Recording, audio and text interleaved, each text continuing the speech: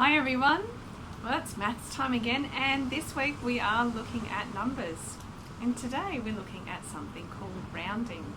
So I'm going to show you a number now, and if you can tell me very fast, very quickly what this number is. Fantastic, well done, and I'll give you another number, see how clever you are. Oh, you didn't get that one. Oh, why was the first one you were able to get that, and the last one that I just gave you, you weren't able to get? They had the same amount of digits. Have a look at both of them. So why were you able to tell me the first number and you weren't able to tell me the second number? That's right. You can see, you're noticing that the first number that I gave you had lots of zeros, and you only had to have another digit in front of those zeros to remember. The other one had lots of different digits, which made it a little trickier. Now, some of you might have been able to get the second number as well. Well done.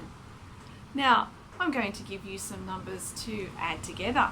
Let's see how you go with this one. How did you go? You got that? And have a look at this one.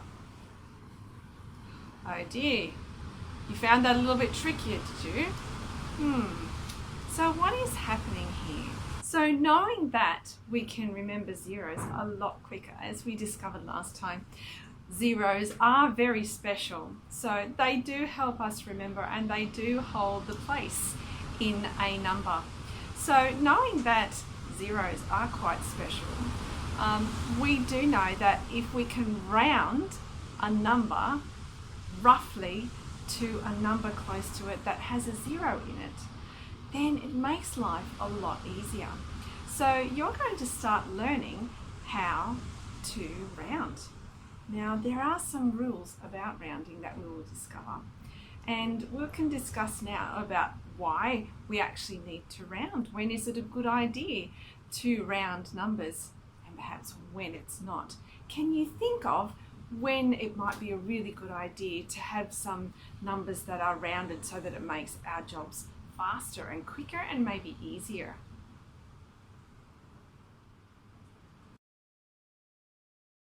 Did you guess from some of the pictures? That's fantastic.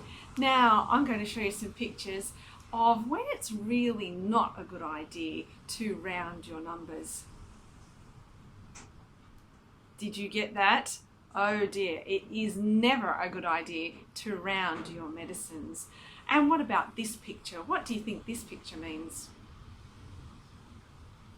That's right, it's a cupcake, and if you don't have enough cupcakes in your birthday party, you will be very sad. So there are some times when you must have the right number, but rounding is a really important skill.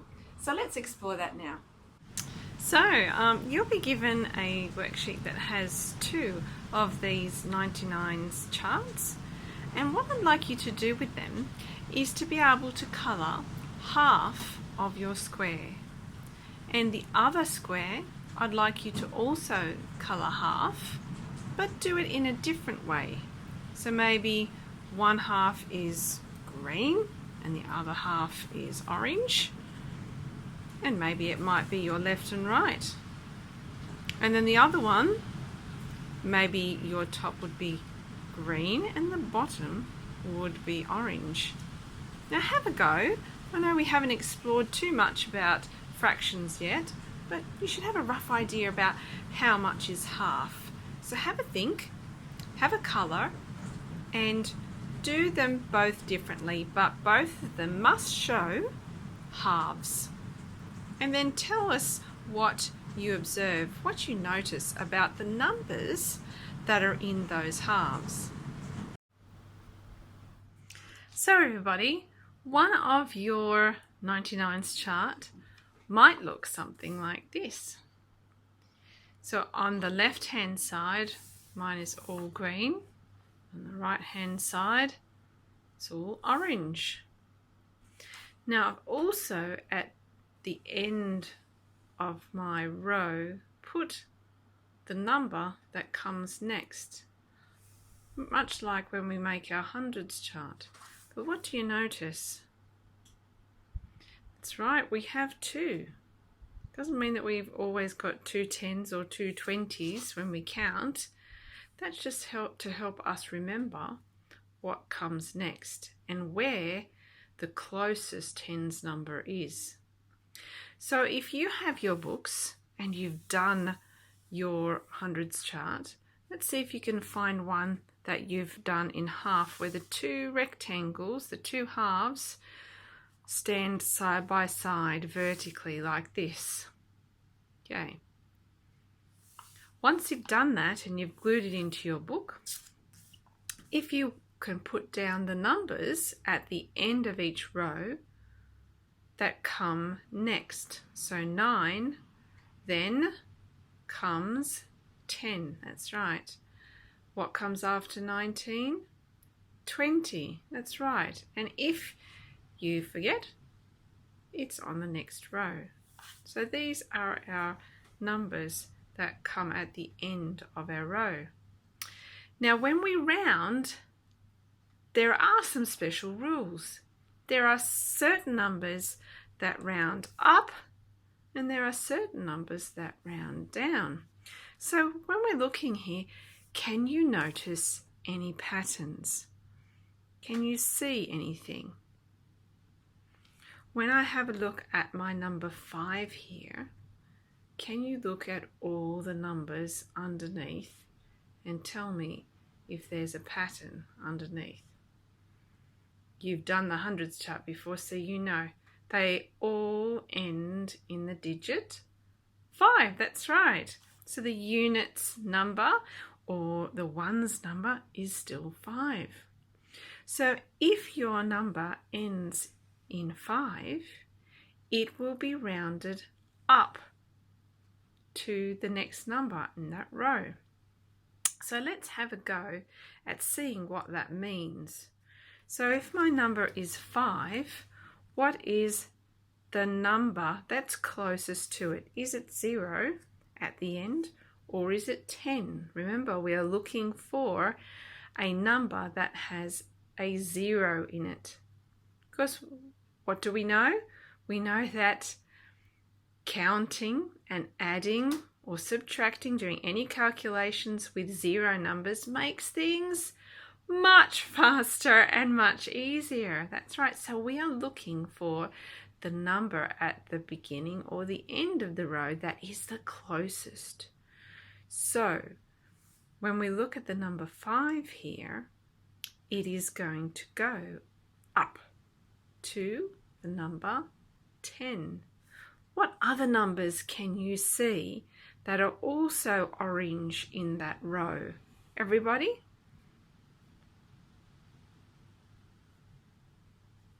That's right, 6, 7, 8, and 9. So if I said 7, the closest place to 7 is also 10. So our rounding number closest to 7 is 10. That's right. Now, what about the green numbers? What happens if it's a green number? What do you think might happen? Remember, we are looking for the closest number with 0. What do you think? You think it might go down to 0? The closest number with a 0 in it, yes, is 0. So it will go down. It will round down. Fantastic. So all these numbers, 0, that's right, 0, 1, 2, 3, 4, round down, and 5, 6, 7, 8, 9, round up to 10. So these round down. All these are round down numbers.